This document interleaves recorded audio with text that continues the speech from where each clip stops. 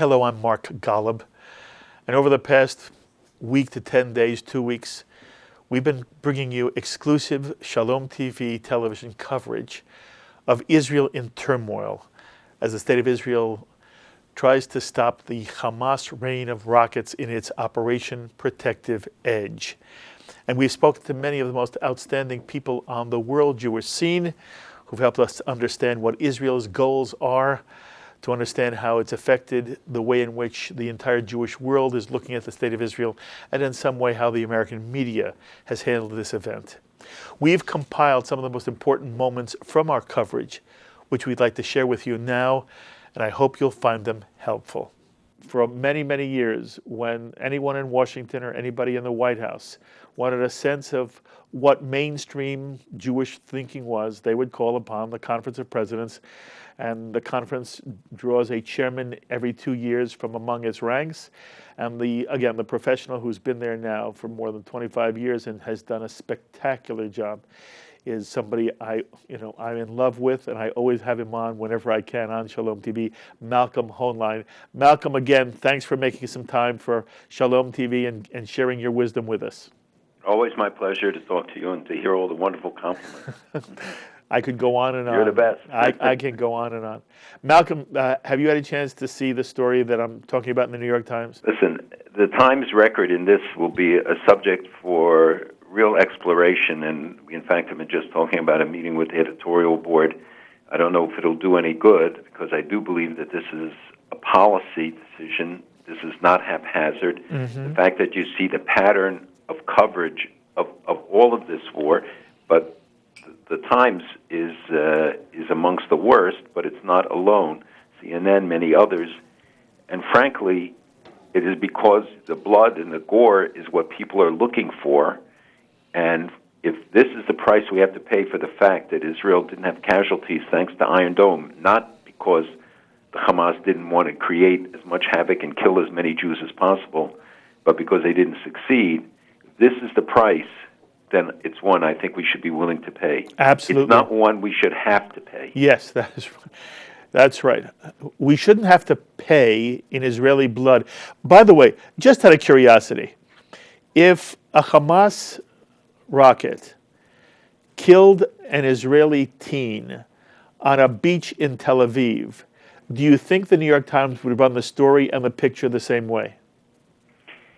They're looking for Israeli victims, and are disappointed not to find them. And we've seen mockery on some of the shows. We've seen degradation of the fact that there aren't enough Israeli casualties, and that Israel, because they spent the time and money over the last years to defend their citizens, while the others looked to ways to put their citizens in harm's way, that Hamas built all this infrastructure under houses, mosques, hospitals, all these facilities to launch missiles from, and did nothing to develop Gaza, to improve the lives of their people. And then you hear all of the crocodile tears about the plight of the Gazans.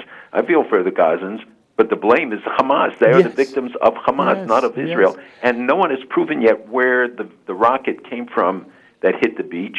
I was in Tel Aviv yesterday, and we saw and heard the rockets coming in, and people on the beach who could have easily been in danger because there's not enough time to get out and get the 30 seconds or whatever to a shelter. The fact is, no one left the water and no one left the beach. They have enough confidence in the systems that protect them. It's a little overconfidence, but I think people are missing the fundamental point in all this, and the Times exacerbates it in a deliberate way, that here you have one side that lives to kill. Israel sometimes has to kill to live, but their purpose is to protect. Think of it, over 1,500 sorties, and you have, 200 dead claimed. We don't know the real numbers, but that's what the Palestinians claim. Think of it, if America had 1,500 sorties over a country, if any of the Arab countries would have had a chance to fly 1,500 sorties, you would have had thousands and thousands of casualties. That's a very important point, by the way, and when people speak of disproportionate force, They don't understand that it's proportionate to the number of actions, how many civilian deaths are there. And your point is that even though every death is tragic, the number of civilians who have died in Gaza is the lowest percentage of civilian deaths of any army in the world and in history. This illogic of the argument is so astounding. When you look at any war where they beat the Nazis, many more Germans died than people in Britain. Does that mean that they should not have bombed them? They shouldn't have taken the steps necessary to stop the war and to do what every country must do to protect its citizens? And frankly, if you go and you see, as we did this week, they wrote in Ashkelon and Ashdod, the courage of the people, the true Zionism that manifests in the purest form of absolute commitment, not fear, nobody sits there and worries about themselves. They ask you always about how are the people in other places where you visited doing, how are they doing. You don't see people walking around with long faces, and we had dinner in Ashkelon close to midnight with the citizens of the city, and they told us it was the first time that they had a real break in days. But they were so uplifting, and they were so sure, and we came to encourage them, and they gave us courage. Malcolm, I want you to comment on one more element of this. There are people who argue that Israel is to blame because it is oppressing Palestinians and is still engaged in an occupation. What do you say to them? Israel is. That's why it's blamed. It's not because of what Israel does. It's its existence that becomes the challenge. And those who try to couch their words and their charges against Israel now, including, unfortunately, some that purport to be, pro-peace, pro-Israel, and equate the arsonist and the firefighter, equate a country defending its citizens with those engaged in the worst form of terrorism. Haniyeh's, the head of Hamas, his mother-in-law, was treated in Israel just a few weeks before this fighting started. His granddaughter was treated there. Thousands and thousands of Gazans come to get medical treatment in Israel. How come they don't tell that story? And then how come they don't tell that Israel went in today because they found tunnels that go a mile into Israel, a mile, and 13 guys, terrorists, were inside one going to a kibbutz of 150 people to carry out a massacre. Now tell me what country in the world then should be equated, the one who tries to stop terrorists from murdering women and children, or one who uses pinpoint bombings, who targets exactly the launching pads, and that the fact that it's a war crime what Hamas does, putting those launching pads next to civilian populations, inside houses, underneath the mosques and churches, is that Israel's responsibility? You know that Manhattan is more densely populated than Gaza, so this myth about, the most densely populated place on earth, they ought to check the facts. No one says it like you. You have done. You continue to be an incredible voice, and you lead us. And it is always wonderful that when I call, you go out of your way to make time for us. But it's very important that people get a chance to hear you as much as possible. Please permit me to keep chasing you, Malcolm. We'll talk again very soon. Anytime and always. Thank you, and Malcolm. Let's hope next time we can talk about peace. Exactly right. Wonderful things. Thank you, my friend. Be well. I am especially pleased to have on our phones right now an extraordinary American commentator who writes with a clarity of thinking that is often unparalleled in his field today, the Pulitzer Prize-winning foreign affairs columnist for the Wall Street Journal and the deputy editor of the paper's editorial page, Bret Stephens. Bret, thank you so much for joining us on Shalom TV. It's a pleasure to be on the show, Mark. Thank you. Bret, as you read and watch how others are describing and analyzing the current Israeli-Hamas conflict, what bothered you? Well, the thing that bothers me most is this constant emphasis on the body count, in which I guess now we have tragically, one Israeli fatality and 200 Palestinian fatalities, and the suggestion there is that somehow the Palestinians are bearing the brunt of aggression, whereas anyone who is paying any attention understands that the only reason why fewer Israelis have died, indiscriminate rocket fire has either gone astray and not hit its intended civilian targets or been shot down by the Iron Dome defensive missile system. So this is a war of aggression by Hamas, provoked by their own internal political dynamics and, of course, by a fanatical ideology that promotes the mass murder of Jews. And so I'm disturbed when that point isn't brought home time and again by the international media. Why is it true, Bret Bowie? You have put your finger on what bothers me the most, and I've been harping on it day after day. And Monday, Jon Stewart returned to the air and he ridiculed Israel's Red Alert app, which warns Israelis of incoming Hamas rockets, and ridiculed Israel's giving warning to Palestinians, saying, look, they can't leave Gaza. What are they warning them about? And it evokes a theme that you've put your finger on, that since Israelis aren't dying and do have a means of protecting themselves, while Palestinians are dying and seem to have no means of protecting themselves, it's not a fair fight. And that's what's been bothering me. And you put your finger on it, but again, Bret, it's as if it's not a fair fight, and therefore the reason for the fight is irrelevant. It's another reminder that just because you're able to be funny doesn't mean you're smart. That must be one of the dumber comments I've ever heard described.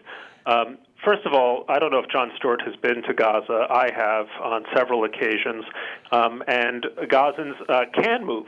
When Israelis tell Gazans that a particular building is going to be targeted, they can move. It is not Gaza is not a high-rise apartment. Gaza actually has a lower population density than downtown Tel Aviv. It has a much lower population density than places like Hong Kong or Karachi and so on. So the suggestion that Palestinians have nowhere to go is simply false and geographically illiterate. And bear in mind, I'm not aware of any other enemy that gives its or any other country that gives its sworn enemy fair warning that they are going to be in the area of an attack. Does the United States do this when it sends drones over Waziristan? Did we do this in the Second World War when we were targeting places like Yokohama and Hiroshima and Tokyo and so on? So this seems to me, to indicate this is one of the most moral armies, if not the most moral military campaign in the world. And it's a shame that someone like Stewart, who likes to parade his Jewishness on TV, wouldn't have the basic wit to recognize that distinction. What, in general, is your response when somebody says to you, no, the problem is Israel has to come up with big ideas? Well, maybe the Palestinians should come up with some big ideas, since they are claimed to be bearing the brunt of the suffering here entirely on account of the war that Hamas unilaterally decided to wage. Everyone likes to talk about big ideas, but the fact is that we had several years of diplomatic effort, most intensively and most recently by John Kerry, and nothing came of it, simply because of Palestinian rejectionism.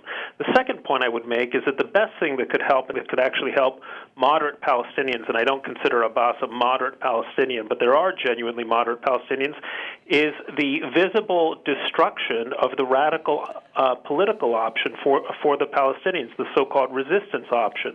And so making the case that Hamas is indestructible, when in fact plainly it is not, does not help moderate Palestinian factions emerge. In fact, it puts them at the risk of domestic reprisal because they're not strong enough to stand up to the fanatics and zealots in Hamas and other terrorist movements.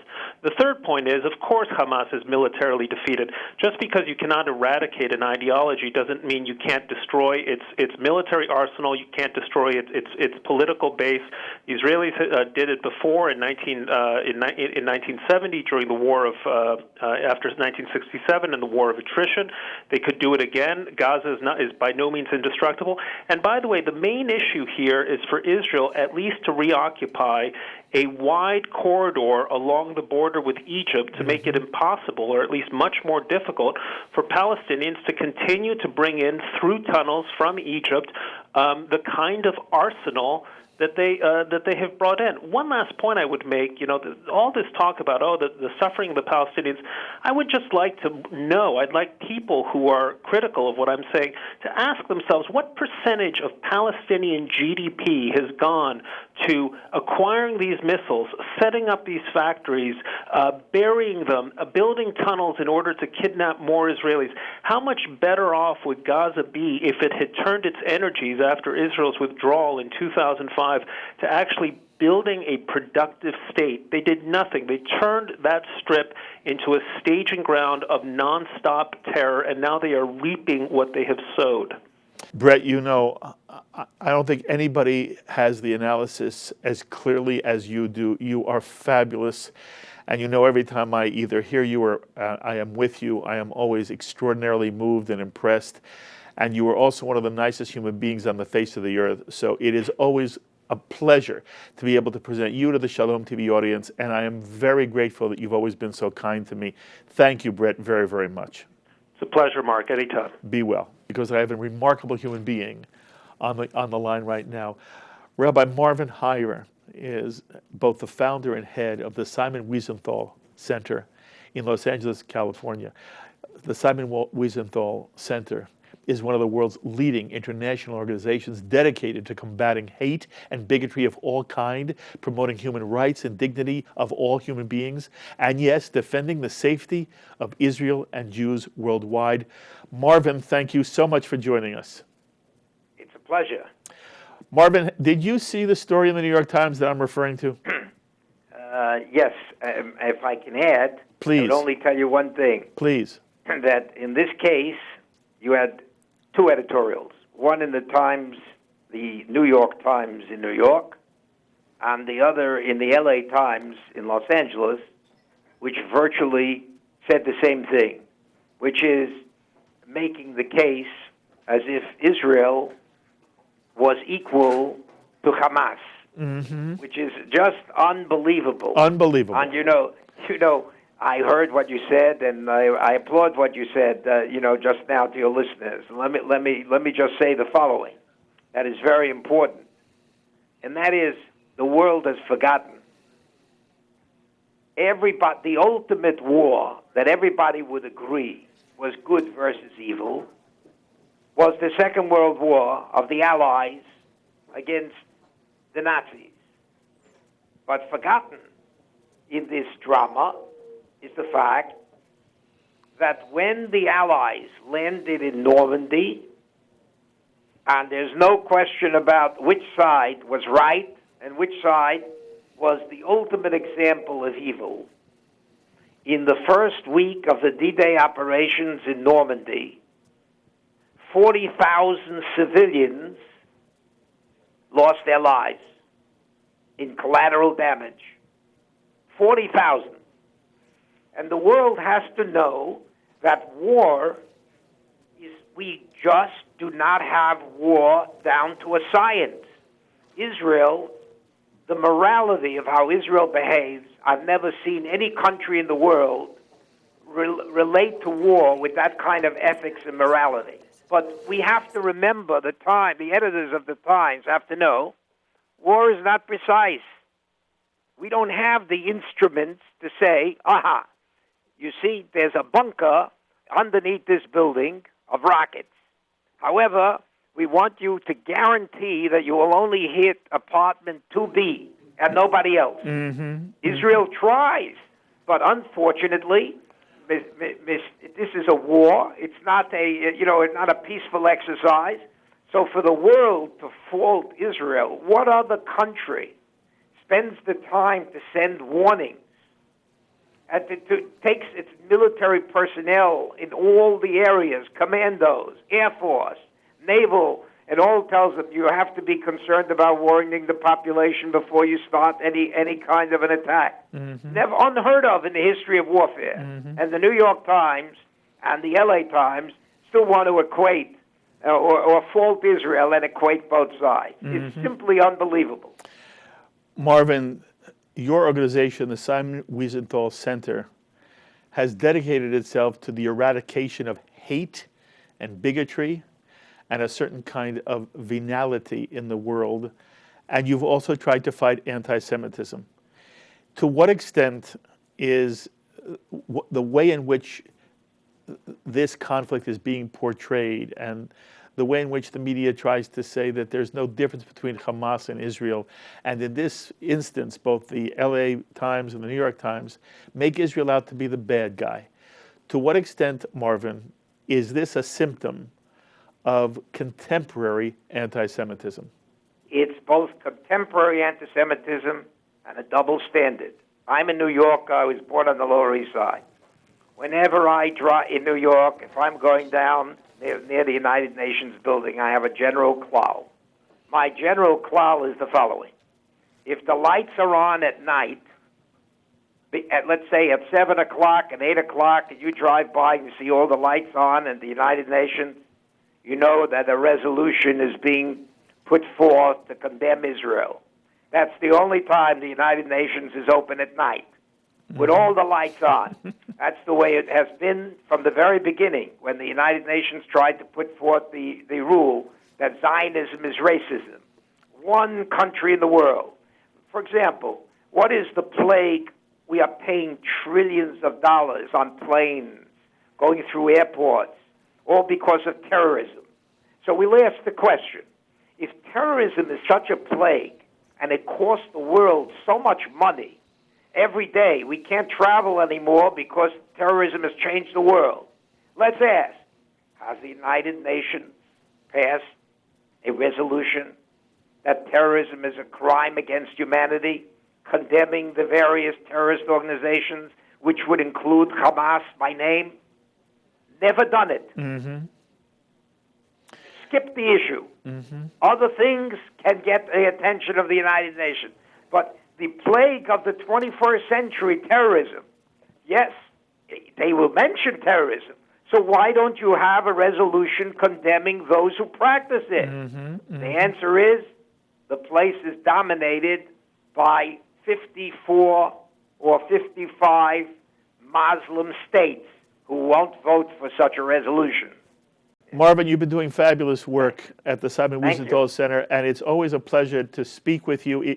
I know, by the way, you had to rearrange things to be on with us tonight. I'm very, very grateful. When you're in New York next time, we have to sit together in studio.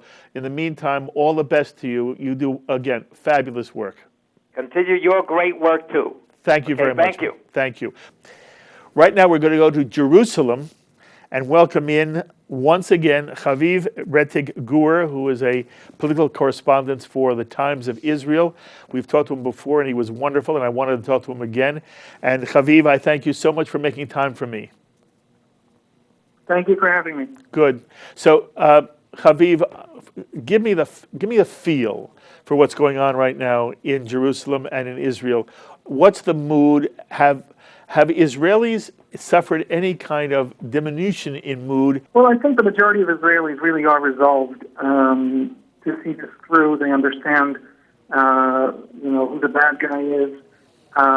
They understand that Palestinians are suffering worse than they are because of Hamas, and they understand also that the game that Hamas is playing is really one where it wants to show either that it can kill many Israelis, and therefore that it's heroic and strong, or that Israel is killing many Palestinians, and therefore that it is weak and victimized.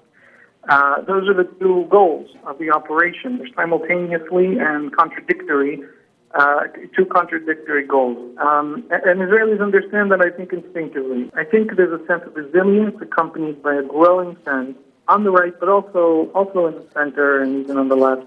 We're hearing these voices that Israel needs to finish the job. Do you feel at the moment that the Israeli public is still supportive of Netanyahu? It's kind of like asking what the American voter wants. Mm-hmm. The American voter agrees with Republicans about government spending and with Democrats about what government should spend on them, mm-hmm. right? So Israelis agree with Netanyahu that 10,000 Palestinian dead would be a disaster, humanitarian disaster, and of course a disaster for Israel, political and diplomatic disaster. Yes. And Israelis also think that, or, obviously half that also. And Israelis also think that Israel should up the ante until the end. And of course, the one group that would be benefiting from massive Palestinian casualties would be Hamas. Yes. So I think that every Israeli is aware of that, and every Israeli wants it all. At the end of this conflict, are they going to take that frustration out on Netanyahu? Very likely. I mean, certainly I don't want to be a prime minister with these decisions in front of him, right? Mm-hmm. We haven't seen any kind of real rebellion against Netanyahu from, for example, Naftali Bennett or Avigdor Lieberman, who disagree with him and disagree with him publicly on the conduct of this war, but are staying in the government, are voting in the cabinet. The cabinet passed the ceasefire 2 days ago, the entire cabinet, including Bennett and Lieberman. It wasn't Netanyahu alone. So I think I think we're not there yet, but certainly there'll be this frustration if this situation continues much longer. It is wonderful to talk to you. And again, I told you that we were going to chase you. We're going to continue to chase you. I want to follow this up more. We just don't have time to do it now. But I appreciate the insight very, very much. Most of all, I want you, your family, and your friends to be well. And we'll talk to you again soon. Thank you so much. Thanks you be well. Thank you. Haviv Retig, who again is the political correspondent. We have somebody on our phones right now who's an extraordinary voice in the state of Israel. She is a major anchor on what is the equivalent here of Channel 2, 4, and 7, CBS, NBC, ABC. Well, Israel has Channel 10, and it has Channel 10 News. And the anchor of Channel 10 News is Ashra Cotler, and she's on our phones from Israel right now. Ashra, thank you so much for giving us a moment. Hi, you're welcome. How are you? I'm very well, but it's really thrilling to talk to you and thrilling to be on the air with someone who has the stature and the standing you do on Israeli television. So, Ashrat, give our viewers a sense. How is the Israeli public? What is the mood now? It's incredible. People are just going through their lives. They're going to concerts, they're going to festivals, they're going to the beach, they're going to swimming pools, they're going on vacation, and they just don't care about the bombs or the rockets of Hamas, mainly because of the protection of the defense system, the extraordinary defense system that we gain here. And actually today we just published a poll, a public opinion poll, which was quite surprising because more than 70% of the public in Israel is not willing to go into a ceasefire. I'm not sure there is a way to end it without thousands of casualties, but this is the most in Israel at the moment. You see this from behind an anchor's desk. What is the political climate in Israel? What does Netanyahu say? What are his real options? It's a very difficult situation for Prime Minister Netanyahu because, as I told you before, the majority of the Israelis don't wish to stop the attacks at this moment, even if it says that they will have to go on living like this, and it's a nightmare to live like this, going every minute or every 10 minutes or every hour to a bomb shelter. This is the way we all live here, from the south to the north. But not only the public opinion, but also voices inside the government are calling Netanyahu and the army to harshen the pressure on Hamas, not mentioning conquering the Gaza Strip as a whole. So the pressure on the Prime Minister is very, very hard. But I must say that his restraint at the moment is very impressive. That's a fascinating analysis. Ashra, you were on the air for what, 4 hours straight?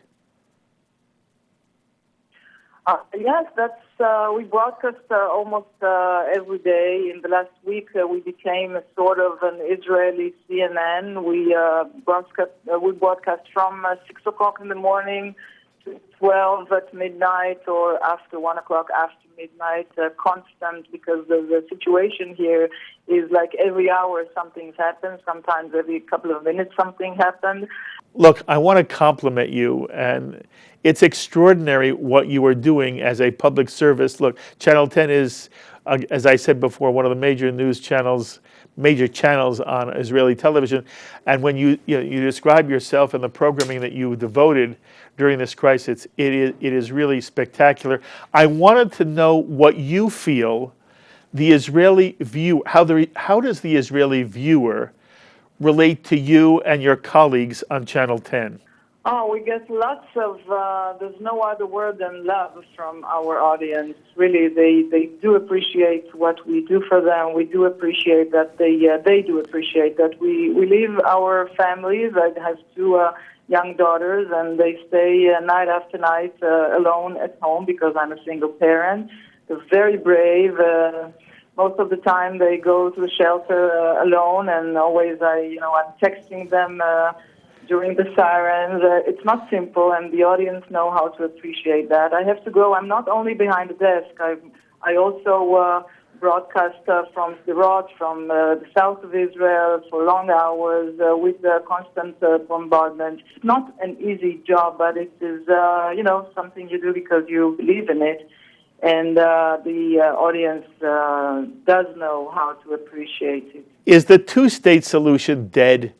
Because here in America, we're seeing a lot of people write and speak that, in essence, the door has closed, the window has closed, whatever the metaphor is. No, the two-state solution is definitely not dead.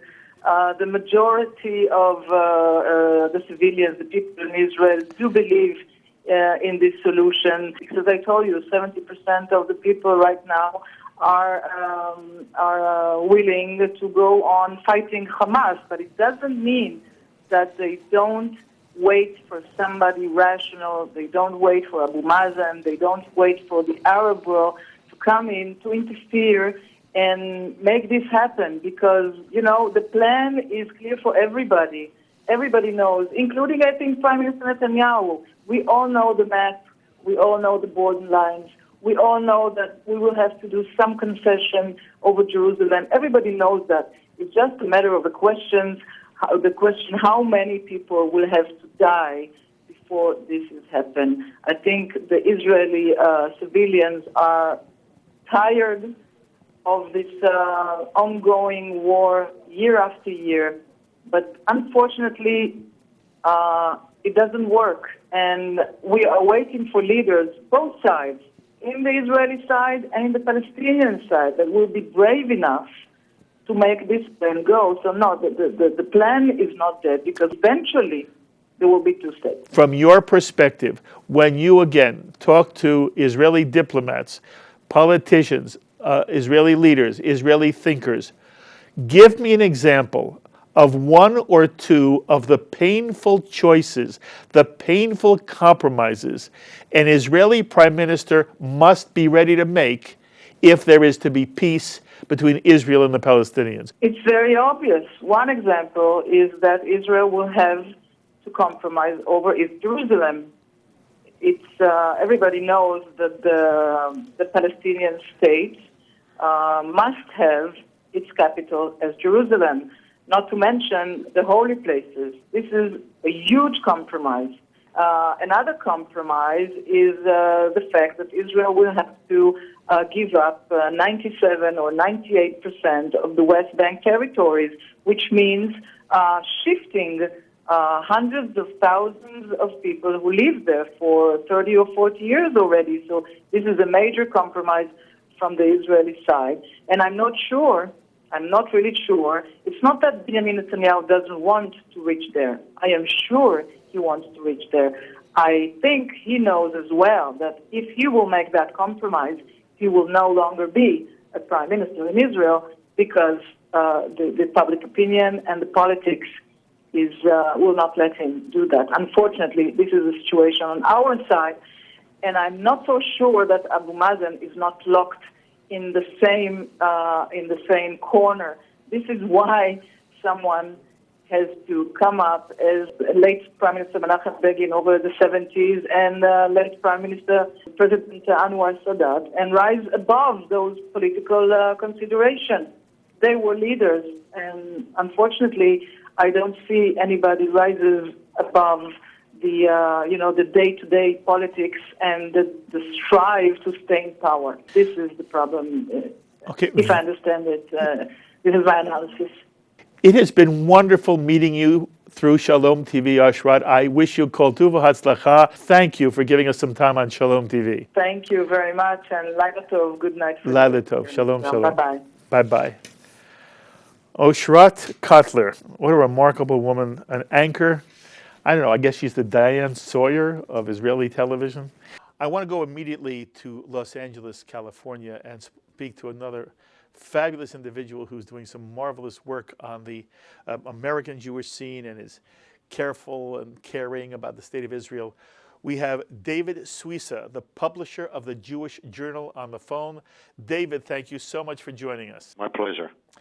David, I first want you to give me a sense from your perspective. What's your sense of the way in which the Los Angeles Jewish community and the American West Coast is dealing with and viewing with and analyzing the entire Israeli-Hamas struggle? I'm sensing a difference in this particular war that I haven't seen in the past. I'm sensing more unity, more clarity, and a deeper understanding of Israel's situation. So we haven't been getting as many letters pushing us to be balanced and to care about the Palestinian casualties and so forth, although that's always a consideration.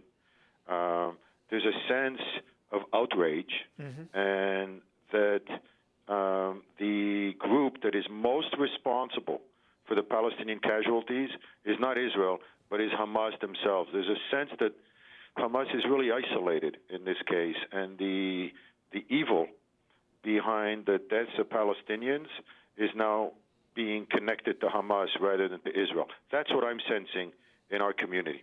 I want to get your reaction to what we're experiencing here when we look at some of the national coverage, both in the press and on television, of this event. What's different in this war is that the Jews themselves are the Jews who are spending more time thinking this through and are understanding the evil of Hamas and this, that I've never seen it to this extent. It's not as if this is the first time that an evil group like Hamas is trying to get their own civilians killed. I've just never seen it. I've just never seen this amount of clarity. I don't know if you saw the videos where they show Hamas people telling their civilians not to leave their homes, which is basically a way of killing them and encouraging them to die. I think there's a stark, clear, there's a clarity about the evil intent of Hamas that I have not seen before, and that's been more prevalent and more understood by the Jewish community rather than the mainstream press. Although the mainstream press, you've seen some stories have tried to cover it, but certainly not to the extent that we've covered it in the Jewish press. David, what's your sense about how the United Nations has reacted to this entire event? Well, the United Nations is the United Nations, and they have their constituency, these enormous group of Arab states that they have to cater to and so forth, so they will always have the sort of anti-Israel bias with the occasional statement that shows an understanding of Israel's situation. So they're sort of the cliche that is always going to be predictable in that sense. But I want to quote Bill Clinton when he says, Hamas has a strategy designed to force Israel to kill their own civilians so that the rest of the world will condemn Israel. And I don't know if you've noticed some of the interviews we've seen recently. There was Jake Tapper with Ambassador Ron Dermer. And these are very, very powerful interviews. Fabulous. There was one this morning with Naftali Bennett. We have seen the case for Israel being made on television like I've never seen it before. Yes. This idea of using human beings as shields, even when Jon Stewart did his own sort of clever takedown of Israel, the response by David Horowitz, the response by Hillary Clinton, there seems to be something different in this particular war where the evil of having a group trying to kill its own civilians has been coming across. So when you ask, And even I think Netanyahu, by the way, we got to give Netanyahu some credit. I really think he handled this in a masterly way, and he needs some credit. For example, he waited 48 hours. Hamas had sent 150 rockets into Israel before Israel responded. That's outrageous. Imagine America waiting 2 days, waiting for 150 rockets to come into San Diego before deciding to respond. And after those 48 hours, he gave Hamas another 48 hours. So I think his cautious nature has really helped Israel's case. The fact that he immediately accepted, or very, promptly accepted the ceasefire from Egypt was really helpful. So I think he's played this one very smartly, and that has helped Israel's case. But, we got the enemies of Israel that are always going to be there, and you see it in Europe, and where anything that Israel does that's on a military nature will always sort of come back to haunt us. And Israel is like the perfect battering ram for the world, for much of the world. Absolutely. And the United Nations just sort of goes along with that. But like I said, we're seeing some differences here. We're seeing some people from Egypt, from Jordan. We're seeing some articles written in Arab media that are taking the side of Israel and that are anti-Hamas. So I'm sensing a small shift. David, you do fabulous work. The Jewish journalist, fabulous, and you're a marvelous spokesperson for the Jewish community. I hope you let me call you often. We love having you. Anytime. It'd be my great pleasure. Thank you, David. We'll talk soon. Thank you very much. Okay, Shabbat Shalom. Shabbat Shalom. Bye-bye. David Suissa, publisher of the Jewish Journal. What a pleasure I have to speak with David Siegel, who is the Consul General for the Israeli Consulate in Los Angeles. David, thank you so much for joining us. It's a pleasure, Mark. Thank you for having me. It may not be something you need to comment on. We were talking about a Jon Stewart routine earlier this week in which John ridiculed viciously, in my view, the Israeli attempt to keep its citizens safe, and also sort of ridiculed and minimized, trivialized Israel's attempt to give any kind of warning to Palestinians in Gaza before there is a missile strike. And for me, I felt both things added, or do add, to a serious problem I see growing in the American media, where the context of the interchange now, the conflict between Hamas and Israel has been totally lost. The notion that Israel is in a defensive action, totally lost. And it's only about how many people die in Gaza. And we have one Israeli casualty death in Israel, and therefore Israel is the bad guy. You may or may not want to talk about the Stewart show, but in general, I'd love to know from your view in Los Angeles, what do you see, how do you see the media handling the issue? And in general, David, as you walk through the streets, as you talk to Jews, as you talk to non-Jews, and you're talking to non-Jewish leaders all the time, what's your sense of their reaction to this very, very complicated and unfortunate situation in the Middle East? Well, you're touching at the heart of the issue, and this is exactly it. I think the good news is that Americans, both in polling and through what we see in Congress and certainly in the administration and public statements and private meetings, everyone understands what is going on. Everyone understands what's at stake, what it means for a democracy to deal with a situation in which 80% of its population is under fire. I mean, let's remember, we have not been in this kind of a crisis since 1948. In none of our wars have we been bombarded to this extent in all of our major cities, and anyone who wants to make light of that is not living in the real world. America would never agree to that. Neither would anyone else, and certainly not Israel. So we need to understand that, but on the other hand, we also need to understand that Hamas has its own tactics, and they're very brazen and open about it. It's not news to the world that they've made it their business to hide behind their civilians, to put their civilians in the front lines and to hide behind them both with their equipment and with their infrastructure, and to actually fire at Israel from civilian areas, which is a double war crime. Everyone understands that. Secretary of State Kerry said that publicly yesterday, that Hamas is endangering its own population or using their own population as human shields.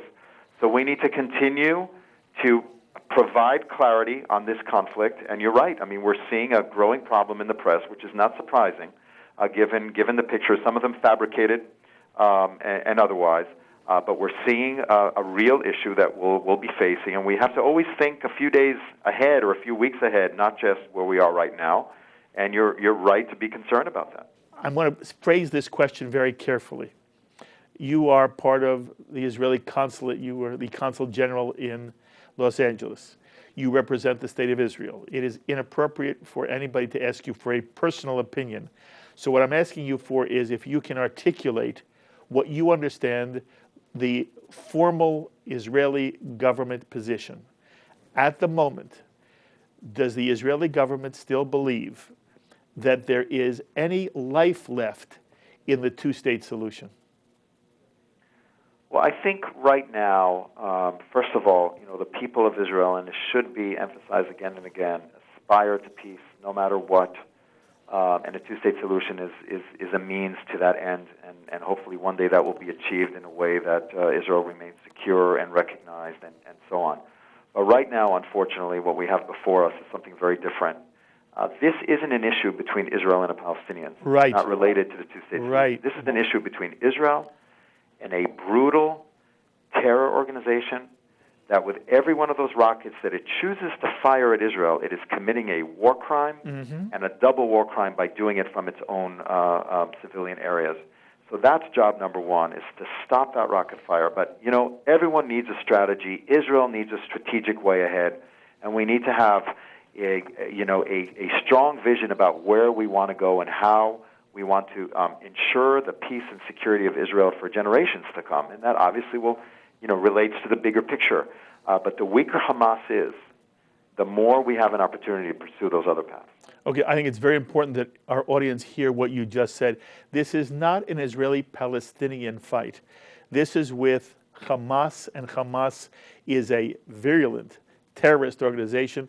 And when the American media describes Hamas, they should use the word terrorist to describe them, and only terrorists to describe them. They shouldn't use the word militants or combatants. These are not militants and combatants. These are terrorists. And I'm very appreciative that you made that distinction. That does not go to my question, though. If this conflict could be set aside, at the moment, does Israel feel there is a partner in Mahmoud Abbas and the Palestinian Authority and Fatah with which there's a possibility to reach some kind of compromise on a two-state solution? Well, it's very much up to them to answer this question, because we did treat them as a partner. We spent 9 months investing much time and effort in those negotiations that were led by the administration. Abbas made the decision to join, to invite the terror organization, unreformed, doesn't recognize Israel's right to exist, calls for Israel's destruction, kidnaps teenagers, fires missiles, digs tunnels under Israel, attacks our troops, attacks our civilians. They made the decision to join in government with them, and thereby giving them legitimacy, or attempting to give them legitimacy as a governing power. So they will have to, the ball is really in their court. They will have to make a decision about whether they're returning to the peace table with us or forcing Hamas through some sort of change that we don't foresee. But being in a situation where you have the Palestinian Authority and an unreformed terror organization sitting there stating that they're not going to give up their arms, they're going to continue firing at Israel at will, and so on, is something that we can't accept. So the answer to the question about whether we have a partner to peace or not is really something that they will have to answer, and they will have to answer very soon after this operation is over. Again, beautifully said. My own feeling, David, is, and I've said this over and over again, there should be total world condemnation of Hamas rocket fire into Israel. The United States, the Western world, all nations with any conscience should be decrying and condemning Hamas's firing rockets into the civilian population of Israel. And David, it frustrates me that it isn't done. Well, I completely agree with you, and I think that should be our message to the world, because, think of the long-term implications and consequences of what is happening right now on the Israeli civilian population. You cannot have peace in the Middle East without the Israeli people believing in it. Yes. And seeing what we've just seen, whether it's the cold-blooded murder of 3 teenagers in the back seat of a car, or opening fire on, Tel Aviv and Jerusalem and Haifa and so on, in such a brazen way, with so little international condemnation, sends a message to the Israeli people that they wouldn't be safe in a future concessions agreement. So in order to, strengthen the other message, that peace is something that is achievable and that Israel should support, there should be exactly what you're saying, worldwide condemnation of terror tactics, of violence against civilians, and worldwide support for Israel's attempt to defend itself.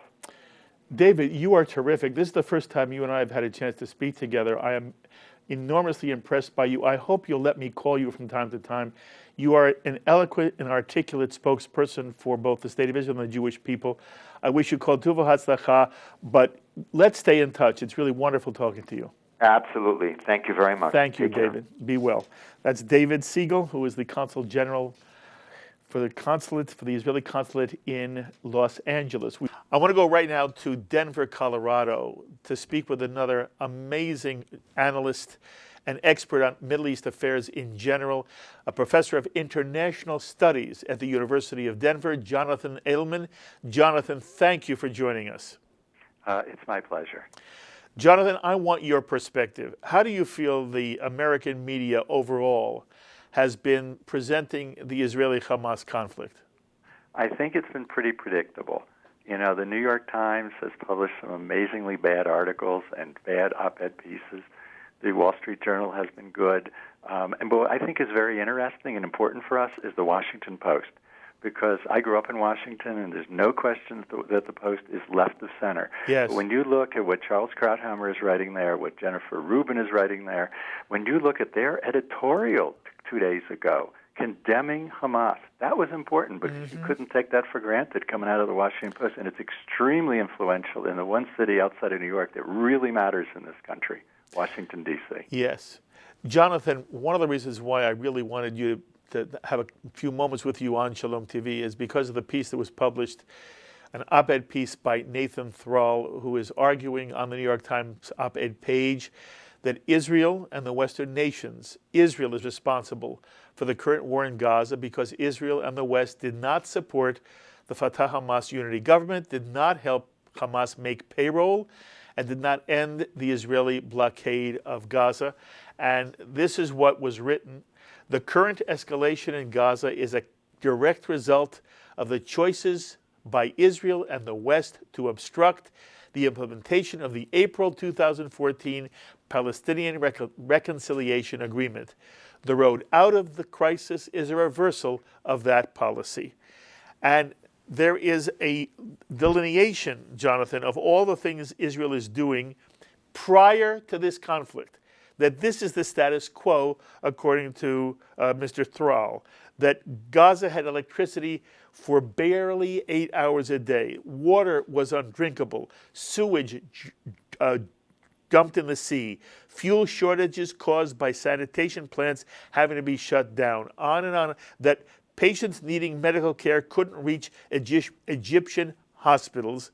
And then he writes, for many Gazans, and not just Hamas supporters, it's worth risking more bombardment and the ground incursion for a chance to change the unacceptable status quo.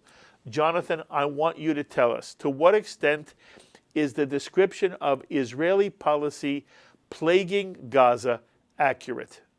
Well, it's extremely inaccurate, and I'm afraid that this kind of choice for op-ed piece is unfortunately rather common in the New York Times.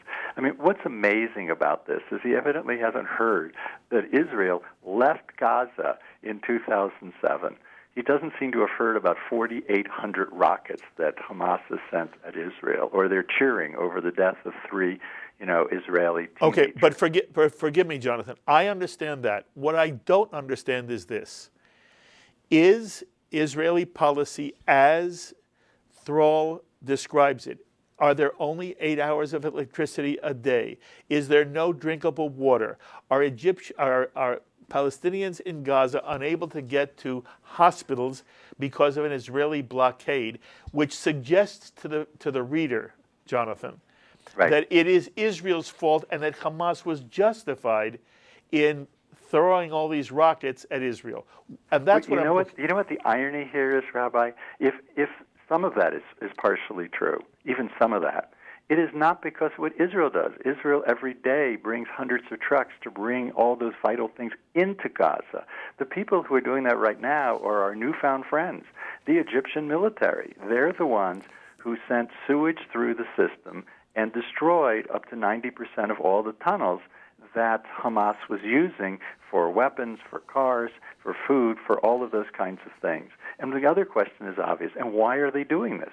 Because Hamas absolutely, whether it's with regards to Egypt or with regard to Israel, absolutely refuses to play by even the most modest amount of civil liberties and rights for other people. If you look at that Hebrew song that Hamas came out with during the Israeli, air attack, comparing us to cockroaches, you get the idea that we haven't heard that kind of language ever since the 1930s.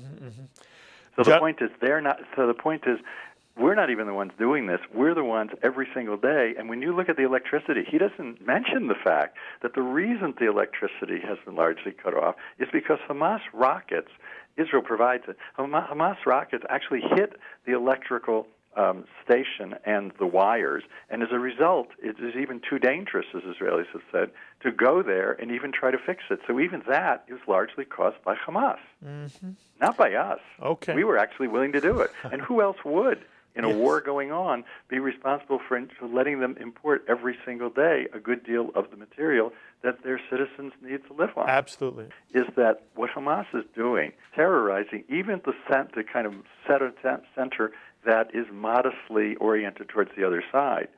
They get that part because that is so brutal, that they're using human beings as shields and that they're exposing them, telling them not to evacuate areas when Israel says they're going to be a military zone, and actually putting them up to die and hoping that the more people die. And I think that's what's getting to people out here that have even a little bit of an open mind, is who would do that in the 21st century? Very quickly, what's the end game for Hamas, Jonathan? How's this going to end?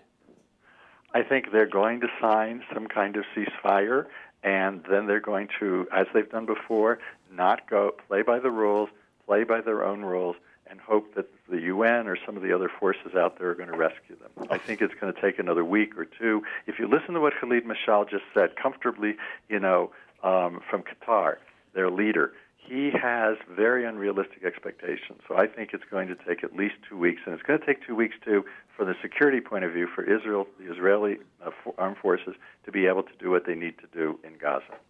Jonathan, I have enormous regard for the work you've done, and it is wonderful that you made yourself available. It's wonderful talking to you. Same here. I've enjoyed it very much, and I'll look forward to it. Thank you very, very much. Jonathan Adelman, who's Professor of International Studies at the University of Denver.